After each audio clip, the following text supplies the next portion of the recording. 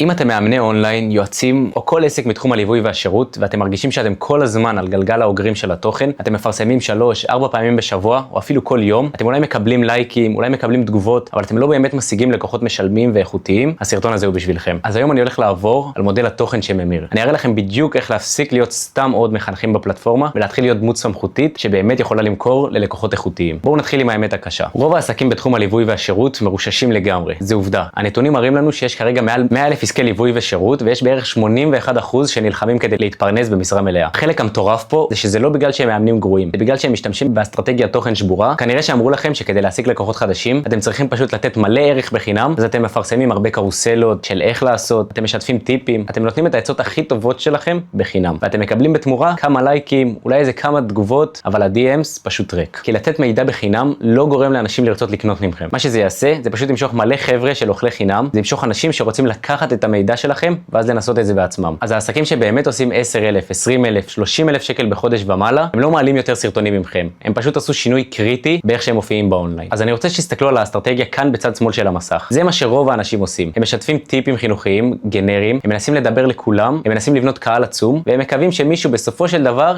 יקנה מהם. סטטיסטית, רשת חברתית ממירה בערך בין 2-5%. אז אם אתם משתמשים באסטרטגיה הישנה הזו, אחוז ההמרה שלכם הוא כנראה 0. עכשיו תסתכלו על האסטרטגיה הטובה יותר, בצד ימין של המסך. זה מה שאנחנו עושים בבילדרס. אנחנו לא רק מחנכים בתוכן, אנחנו מפרסמים תוכן סמכותי שהולך להבחן נקודות כאב. אנחנו מדברים ישירות ללקוח האידיאלי שלנו, אנחנו משתמשים בתוכן כדי לבנות באופן אפקטיבי משפך לידים וליצור נתיב ברור להצעה. ואז אנחנו עוברים מלהיות סתם עורך חינמי ללהיות דוקטור בתשלום גבוה. עכשיו אני רוצה שתגידו לי אם זה נשמע כמוכם. אתם מבלים שעות כל שבוע בכתיבת פוסטים או צילום רילס, אבל זה מרגיש כאילו אתם פשוט צועקים לתוך ריק. אתם מקבלים מעורבות מקולגות או מאמנים אחרים, אבל נדיר שאתם מקבלים מעורבות מקונים פוטנציאליים אמיתיים. אתם מתים מפחד להישמע מכירתיים מדי ברשת, אז אתם מחביאים את ההצעה שלכם ממש בסוף הסרטון או בסוף הפוסט, או שאתם בכלל לא מציעים. ולמרות כל המאמץ העקבי שלכם, ההכנסה שלכם עדיין תקועה איפשהו בין 2,000 ל-7,000 שקל בחודש. אם אתם מעניינים עם הראש עכשיו, אני רוצה שתדעו שזה מצב הלפני, וזה נורמלי לגמרי. וזה 100% ניתן לתיקון. אז אנחנו צריכים להסתכל קודם כל על שורש הבעיה. למה זה קורה? הבעיה היא שתוכן של איך לעשות מביא קהל של do it yourself. כשאתם מלמדים מישהו בדיוק איך לעשות משהו צעד אחרי צעד, המוח שלהם אומר מעולה, יש לי את המתכון, עכשיו אני הולך לעשות את זה לבד. וזה קהל שפשוט בטוח שהוא לא צריך אותך יותר. מה שאתם באמת צריכים לעשות זה לשנות את הפרספקטיבה שלהם. אתם צריכים להסתכל על תוכן חינוך ככה. חינוך יוצר קהל של do it yourself, ואבחון יוצר קונים ולידים. כשאתם יכולים לנסח ללקוח שלכם מה הבעיה שלו יותר טוב ממה שהוא יכול, הם יניחו אוטומטית שיש לכם את הפתרון. הפתרון לזה הוא מה שאני קורא לו תוכן סמכות. תוכן סמכות לא רק מלמד, הוא ישנה את האמונה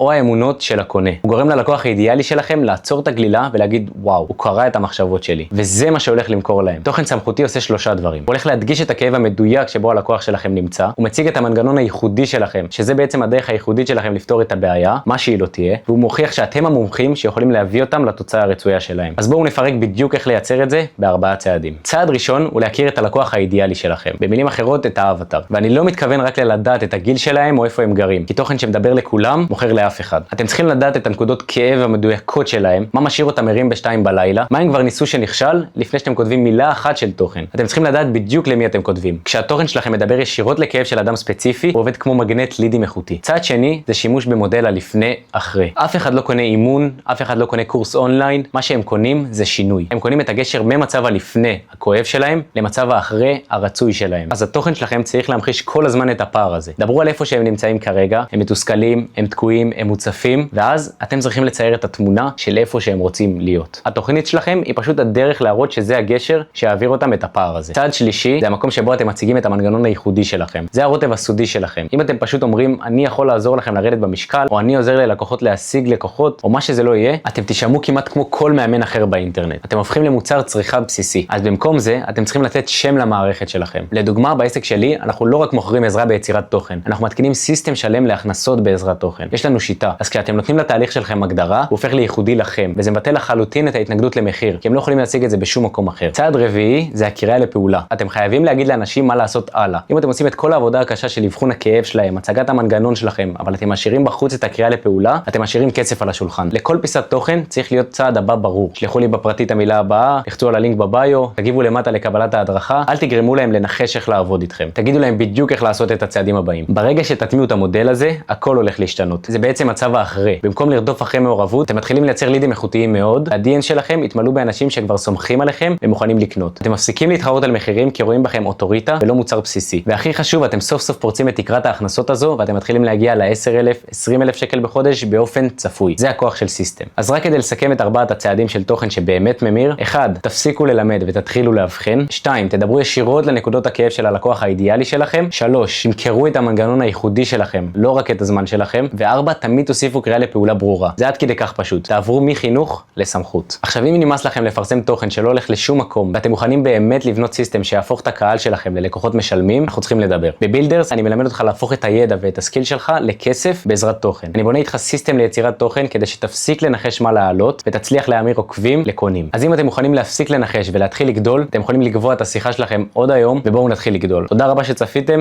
נתראה בקרוב.